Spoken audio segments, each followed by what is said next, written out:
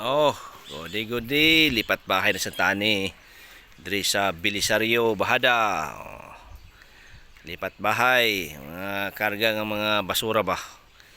Ani kay wala naman yun kay basura naman daw ni. Di gi karga nya dalon ni dito sa area nga way gamit dito ni tambak. Oh, lipat bahay sa ta sideline ba sideline. Di ba? Di ba long? Oh, okay kayo. Sa gustong magpalipat bahay dia. Pwede. Oh. Sa gustong magpalipat bahay dia. Oh. Kontakan ako ninyo. Basta rin na sa Davao City. Ah. May problema ni. 24 hours di ba? Ha?